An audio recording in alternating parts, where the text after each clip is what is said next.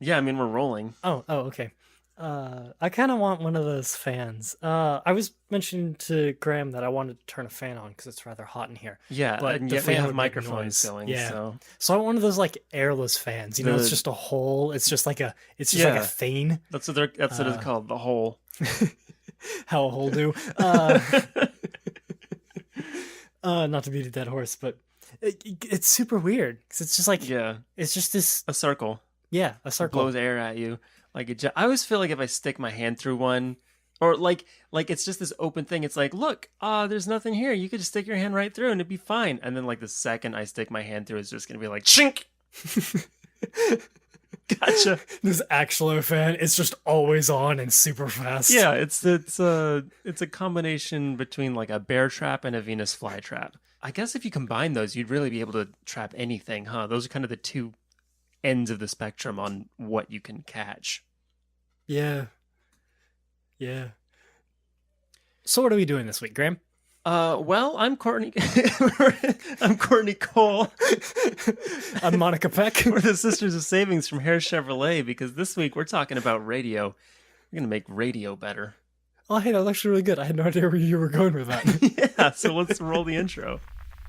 Your best friends created the best show in the universe. And they took that show and made that show 100% worse. Presenting Podcast Extravaganza 100% Worse, the show that gets better every day. Now accompanied by interpretive dance. Let's dive right in, my dude. What is wrong with radio? What is wrong with radio? All right. Radio. It's a format. Everyone likes it. Podcasts are kind of popular. If you're in the car, you usually listen to radio. Yeah, okay. But Are we including podcasts under radio? I would. It's kind of the same thing, is it not? Okay, sure, sure. Now, the problem, well, I guess it's not technically radio waves. The problem I see with radio is that it's very limiting. Okay. It's only radio, it's only audio sounds. So, yes. what if Uh-huh. we introduced smell-o-vision, but for the radio? Okay. Have So smell waves along with those radio waves. So kind of it's just cartoon like wavy lines indicating a delicious scent. Yeah. Yeah. It would come out of your speakers. What kind? Now this is fun actually. So you're suggesting that we put I feel like I know that we dive into topics quickly. I feel like we've dived into this very quickly and Yes, I'm we have. excited to see where it's going. So you're saying we should have radio the audio of radio and radio stations be accompanied with specific, I guess not just scents, but like kind of whole waves of scent that kind of come out of what, the vents in your car? The speakers. The speakers. The sound would come out of the speakers, so it'd be only And natural for the smell to come out too. Yeah, that would be natural. Well, that's Well, fun. I mean, Okay. your vents aren't connected to the radio. The Yeah. radio is Oh, what's okay. going to be received. Well, if you hooked your vents up to the radio, would you be able to produce smells? I think you'd be able to produce a broken car. I think you would. I'm sure it would still run. No, what I wanted to ask you is, I can see how this would work for ads. You know, come down to the TCB. Well, I don't know why I said the TCBY. Yogurt doesn't really have like a smell that goes with it. Come try our delicious smelling yogurt. Maybe it just like turns up the AC when the commercial comes on. Your car just becomes kind of a full-on like Night Rider situation, or I don't know why I went with Knight Rider for my example of a sentient car that understands things and does things by itself. There's probably a better reference out there. I could have Turbo Teen. There we go. Turbo Teen. But if yogurt doesn't have a scent, why does orange leaf smell the way it does? They just don't clean it. They just no orange leaf has been cleaned. That leaf started out white.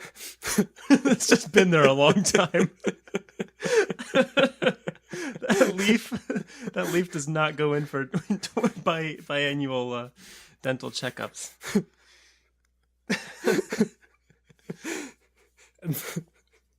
That guess leaf is the not stink of FDA old. approved. Have you seen an orange leaf outside of one time of the year? Once leaves turn orange, they're supposed to fall off and get replaced by new leaves. That is true. Where's the green leaf? Where's the pink leaf? Where's the purple Where's leaf? the no leaf? There should be no leaf for a while. All orange leaves should close. And who's eating frozen yogurt in the fall? I'm sure there's somebody. A couple. You can't just like cross off an entire area of people. Yeah, no. Maybe they like it. I don't know. Yeah, that seems like a real gloin move. Oh god. I didn't think you'd mention it. Okay, Graham, who's Gloin? Gloin is the best mispronunciation I've heard of Gimli's father from Lord of the Rings. I was watching a what's it called, Talkin' Tunes with Rob Paulson. Amazing show. I love that show.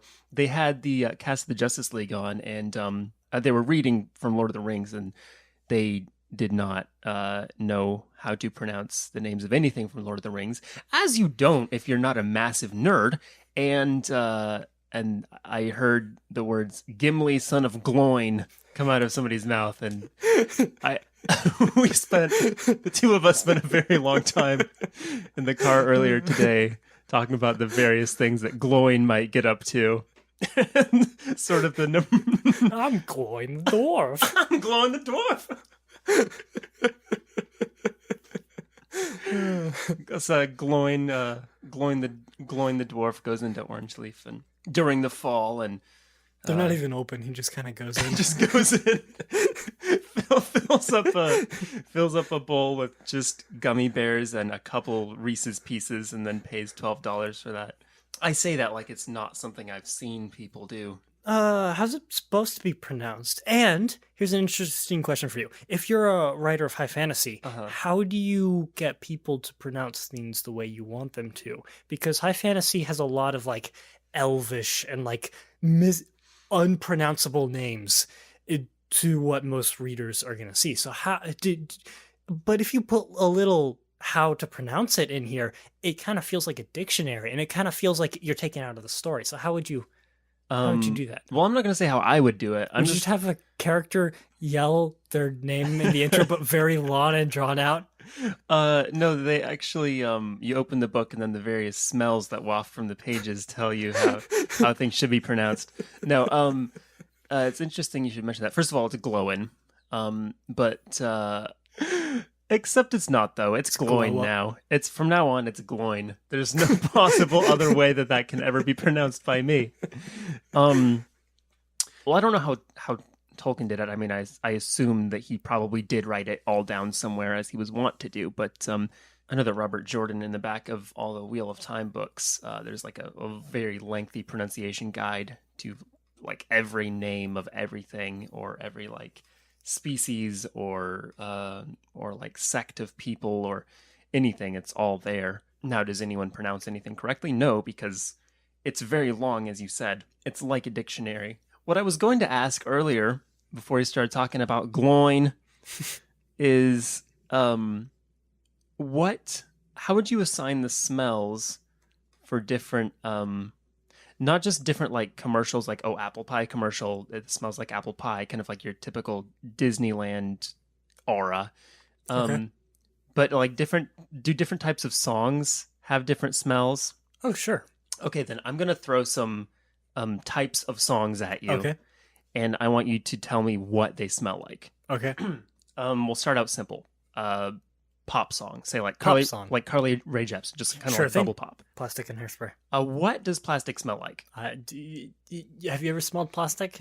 I think it highly depends on the plastic, because we've got some old Tupperware that really is starting to smell like whatever was last in new it. plastic. Like, kind of like, I'm envisioning what a prop car on a futuristic movie set would smell like. That kind of plastic. Have you been on a lot of futuristic movie sets?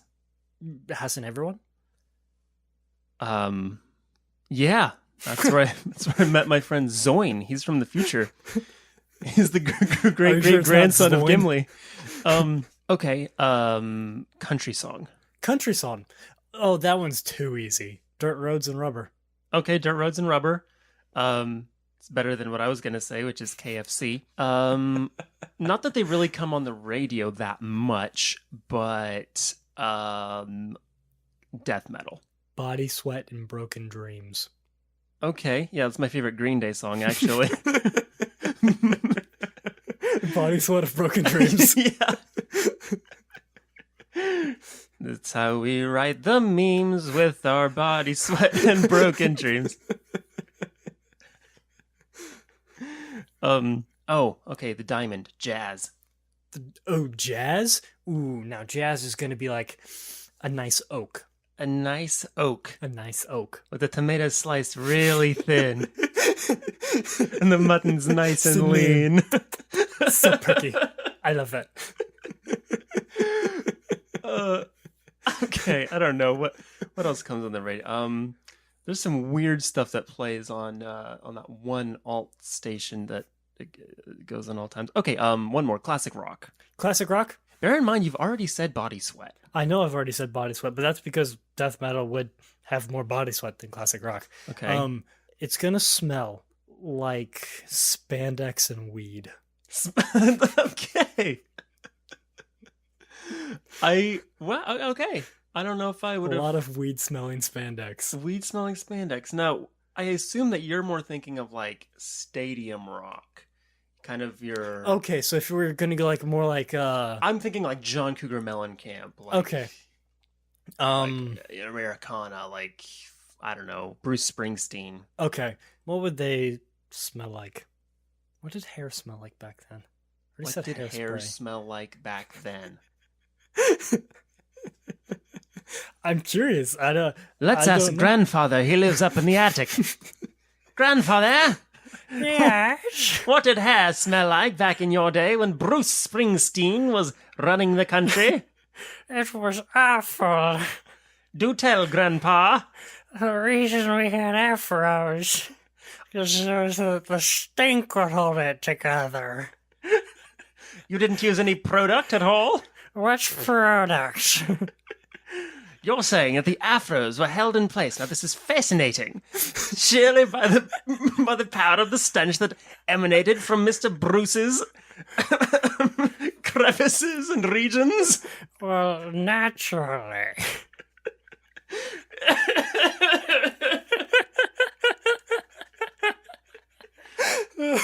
Oh, Connor,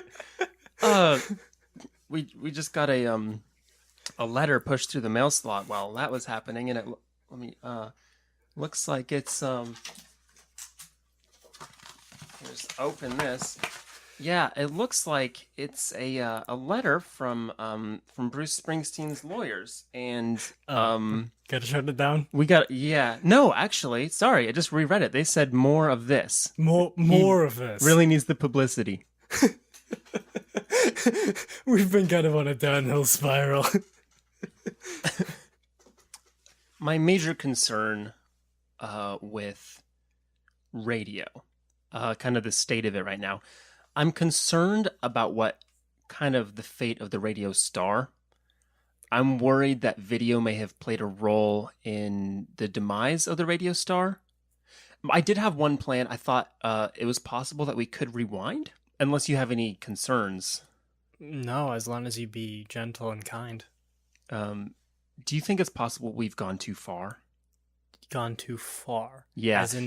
As in my mind and in my car. I didn't get that. I thought you finished that joke like a little earlier. It occurs to me now that I'm thinking about it, that you are a radio star. Thank you. You're welcome.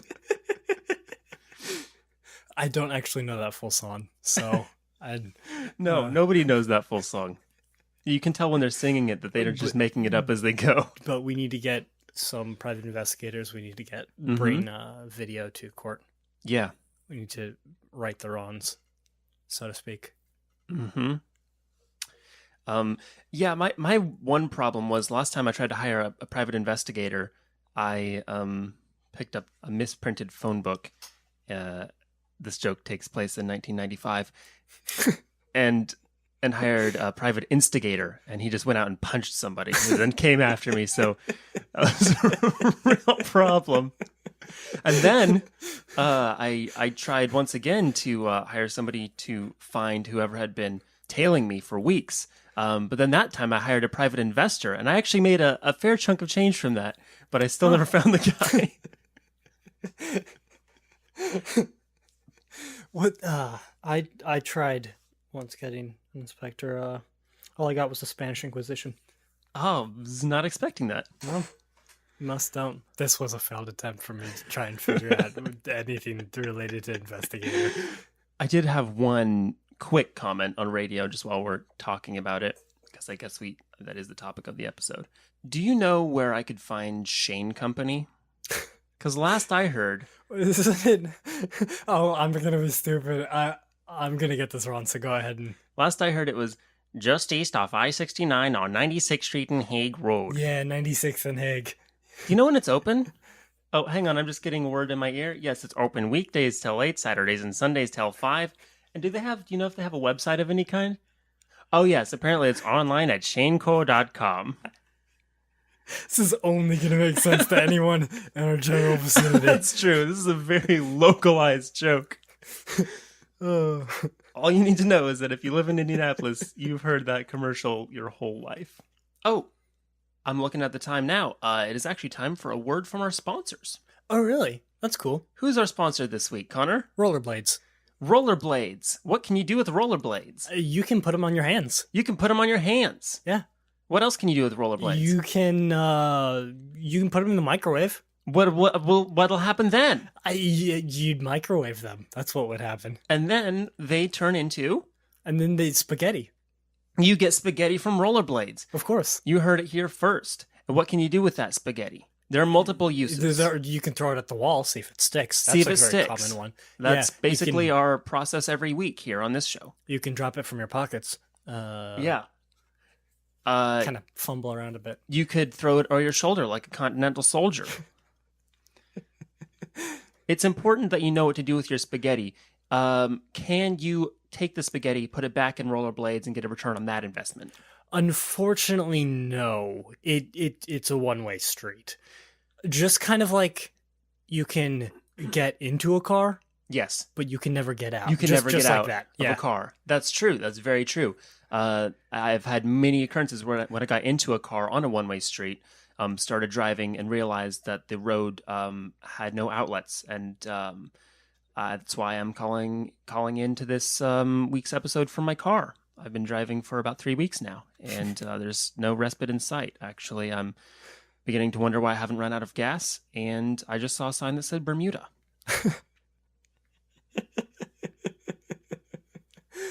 Okay. We do have one more sponsor this week. Yes, which would be? We don't care about them. So the next way I think we could improve radio is to get the classic radio DJs of the past back on board.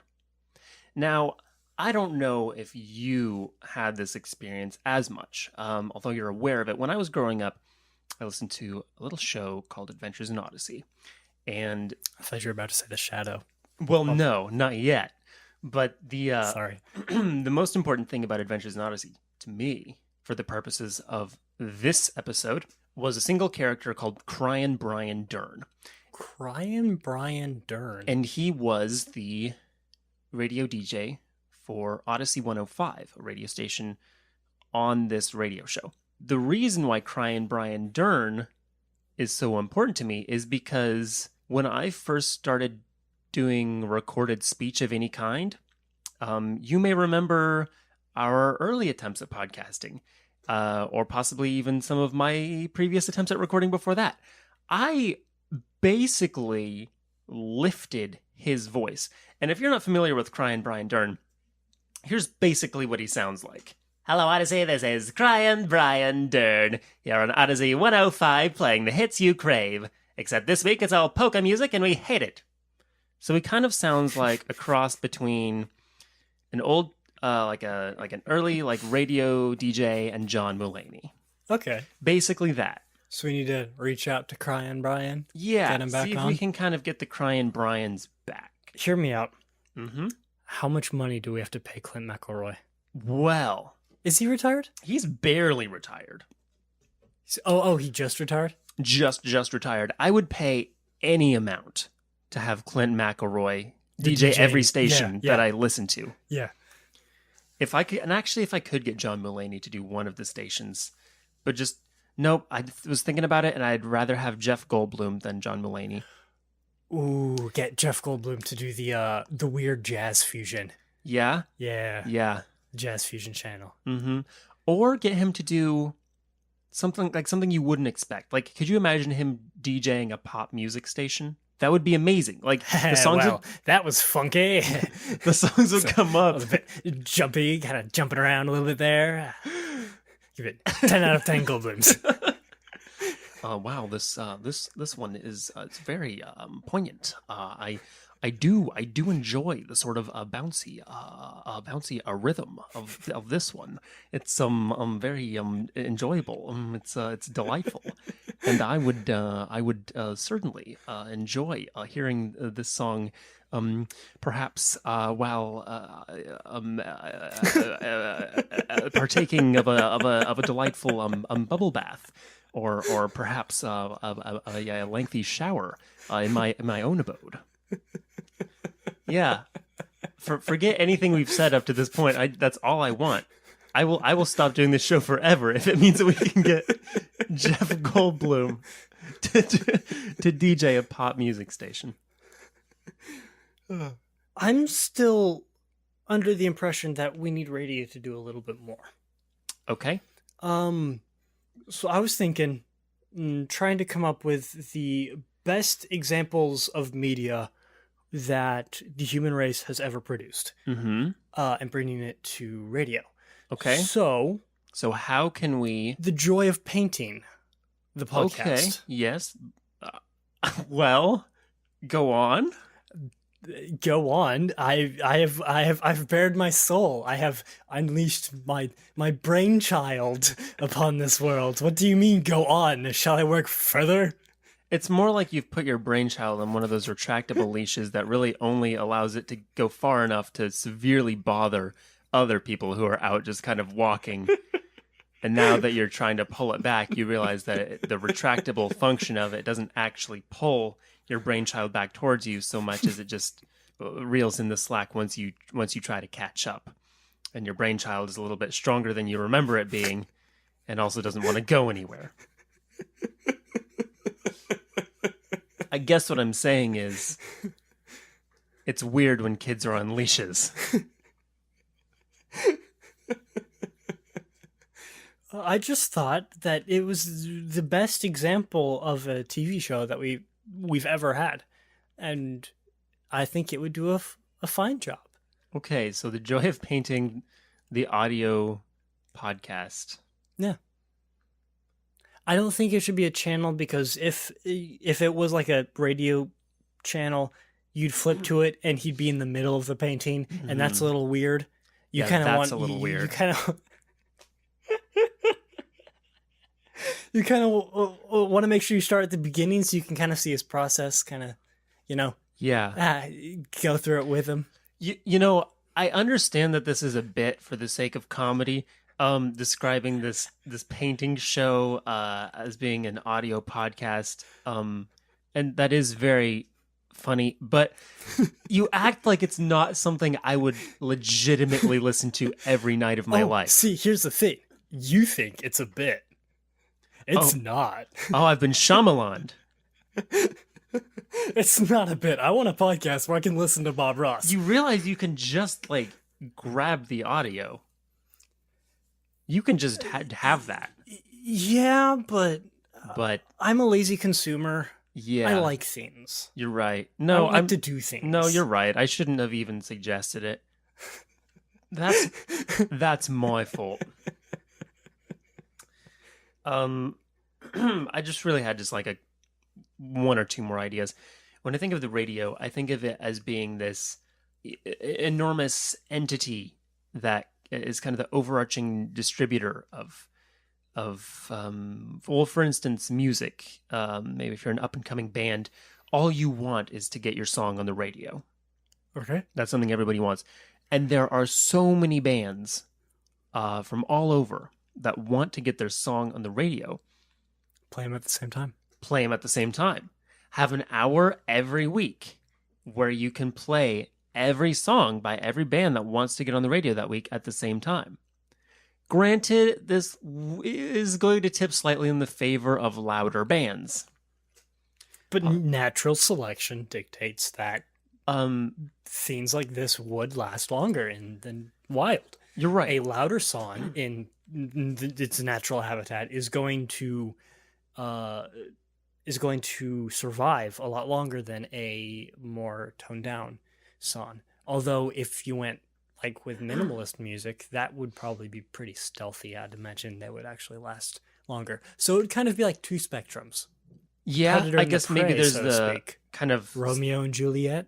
Yeah, I was thinking there's like the stamina of the song. You know, if you have a song that's so long that it's playing at the beginning and it's still playing at the end, kind of your Dream Theater variety of piece, that's possible. That you might catch, snatches of it. You could have a song that just has the hook so frequently that you eventually hear It's it. just the hook. I think one of two things is going to happen if you take this approach. If you play every song at once for an hour, then one, either the loudest bands are going to get the most recognition. Okay. Or two, you're going to discover that all of these bands sound amazing together. And then you form the most incredible mega band the world has ever seen. Yeah, I like this. They all get together. They play one show at the Hoosier Dome that completely crumbles it to the ground because that would be so... They wouldn't probably... The you can only Hoosier fit Dome. about 10 people in the Hoosier Dome. Yeah. I thought you were talking about like the RCA Dome. I was I no. already crumbled. The RCA Dome. Yeah, I remember from when we were 4. The RCA Dome, of course, is what the Colts played in before Lucas Oil Stadium was born. I'm surprised I know that. Yeah, me too. I'm surprised that you know that, and I'm surprised that I know that. I don't know. I really think Mega Band could be the way to go. That's looking like it'd be for the best. Yeah. What I want you to grab one of those envelopes. Okay, let's grab. Oh, there are envelopes. Look at that. Grab one of those envelopes, and then just kind of rustle it into the microphone so that we can pretend that we're using it. And so I want you to open that envelope. Just rustle it like you're opening it. Yeah, no, this is pretend. Okay. You've opened it. This is real. This is real. Yeah, yes. And then do that into the microphone. Yes. Okay, yes, And I've opened it. Okay, and then I want you to take a piece of paper, and I want you to write down the word or words mega band. I see that you're writing it with a charcoal stick, as that particular brand of Foley dictates. And then seal that envelope. Convincing envelope sealing sound effect. And then put a stamp on it. That's what that sounds like. Put that in the mail and address it to us in the future. And then when it gets here, don't open it. And now we are going to be rich. So this has all been a ploy for us to get rich off of our idea for a Couldn't we just take the idea band now and get rich even faster? No, well, yes, we can go. No, we can use that idea. I think we're not going to know if the world's ready for it until we try it. Until we try it. The main thing is that now we have copyright. No, that's true. Self-addressed sealed envelope. You can put anything in a self-addressed sealed envelope. Years ago, it automatically becomes copyright. That's true. Years ago, Wait, really? I bred the most amazing species of dog that the world has ever seen, and I immediately put it in a self-addressed sealed envelope. And it has been 7 years since then. I have not opened it, because I know that when it takes off, I'm going to need that evidence, and I can't wait to see the little guy again. Oh dear. Anyway, oh dear. Thank you guys so much for listening to our show. Listen, you don't have to be caller number 9 to get our attention. You can just send us an email at hundo@turboteenmovie.com. Or if you're somebody who listens to country music fused with jazz, fused with hip-hop, fused with whichever other brand of music is stereotypically bad but probably isn't in reality, you can send us an email at 100%worse@gmail.com. That's the number 100, the words percent and worse. And listen, we do love all music. That's just a bit. That really is a bit. But hey, if you don't got time for an email, because who has time for an email nowadays, send us a tweet at 100% worse. That's the number 100, the words percent and worse. Thanks to Kenny Childers for doing our opening blurb. As always, thanks to Tortellino, the studio elephant. Thanks to Dan Brown, who brought us Subway sandwiches. That was our other sponsor. Forgot to mention Dan Brown. I was going to say, hang on. Can't actually. Thanks, of course, to you, the listener. If you like the show, yep, tell a friend and give us a rating on iTunes. I will do that. It really does bolster our reviews. Yes, I thought you were going to say self-esteem, but it does that too. It will actually bolster my self-esteem. Write out a review of multiple words. Post it. Those 5 stars really just, they just really give us our daily vitamins. So I did not have a good ending to that sentence or a good beginning. And you know what? The middle wasn't too spicy either. I'm shutting it down. Like the show, tell a friend, leave a review. I think we hit on everything. I've been Graham Ganol. I've been Connor Hughes. And this has been 100% Worse. Eat your pizza right out of your pockets. And they took that show and made that show 100% worse.